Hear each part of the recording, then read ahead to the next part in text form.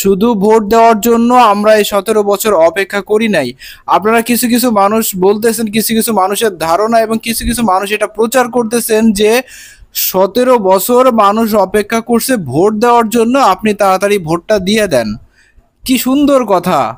আমি আমার জায়গা থেকে আমি ক্লিয়ার করতেছি, আমি 17 বছর এই ভোট দেওয়ার জন্য অপেক্ষা করি নাই।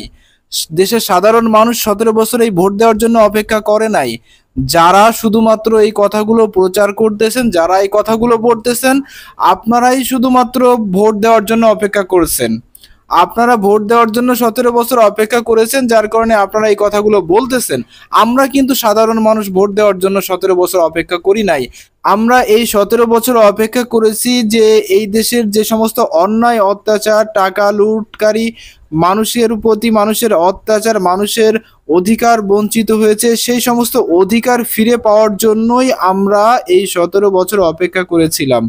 দেশের ব্যাংকগুলোকে যারা লুটপাট করে বিদেশের ব্যাংকে যারা টাকা জমিয়েছে, দেশের সাধারণ মানুষের টাকা মেরে দিয়ে লুটপাট করে নিয়ে ইংল্যান্ডে যারা বেগমপাড়া বানিয়েছে, কানাডাতে যারা বেগমপাড়া বানিয়েছে, অস্ট্রেলিয়াতে বেগমপাড়া বানিয়েছে, আমেরিকাতে বাংলো বাড়ি বানিয়েছে, সেখানে কুকুর নিয়ে খুব স্বাচ্ছন্দ্যে চলাফেরা করতেছে।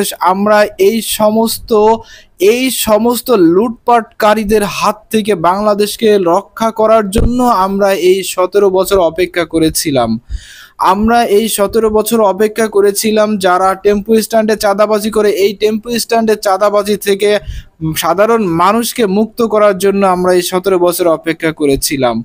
যারা গুলিস্তানের ফুটপাতে ছোট ছোট ব্যবসায়ীরা ব্যবসা করে তাদের জীবন যাপন করছে, তাদের সংসার চালাচ্ছে, তাদের কাছ থেকে যারা চাঁদা খেয়ে তাদেরকে একদম মানে চাপে ফেলে দিচ্ছে, তাদেরকে আমরা রক্ষা করার জন্য 17 বছর অপেক্ষা করেছিলাম।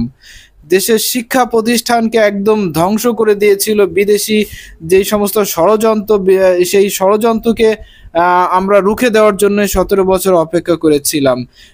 আমাদের দেশের আমাদের ঘাড়ে বিদেশিরা যেভাবে চেপে বসেছিল, আমাদের মাথায় কাঁঠাল ভেঙে খেয়েছিল, আমাদের মাথা থেকে সেই কাঁঠাল ফেলিয়ে দেওয়ার জন্য আমরা এই 17 বছর অপেক্ষা করেছিলাম। আমরা ভোট দেওয়ার জন্য শুধুমাত্র 17 বছর অপেক্ষা করি নাই। আমরা 17 বছরে ভোট দিতে পারি নাই। আমি আমার ব্যক্তিগত কথা বলি, এখন আমার ভোট দিয়ে কি লাভ? আমি একটা ভোট দিলে আমি সাধারণ একজন মানুষ, আমি তো কোনো রাজনীতিবিদ না। সাধারণ মানুষের কথা বলতে হয়। আপনারা রাজনীতিবিদরা একদম সুন্দর করে সাধারণ মানুষদেরকে আপনাদের পক্ষে নিয়ে নেন খুব সহজেই। কেন ভাই এটা করেন কেন?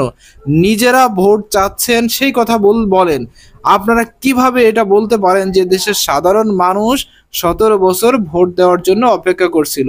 আর আমি একটা ভোট দিলে আমার কি হবে? আমি একটা ভোট দিলে আমার মানে একদম বিশাল কিছু হয়ে যাবে নাকি? কিচ্ছু হবে না। আমি সাধারণ মানুষ, এই যে যে সমস্ত অন্যায় অত্যাচার, এগুলো আমরা সাধারণ মানুষ মেনে নিতে পারি না। এই সমস্ত অন্যায় অত্যাচারগুলো দেশ থেকে চিরতরে মুছে যাবে, সেজন্যই আমরা অপেক্ষা করেছিলাম।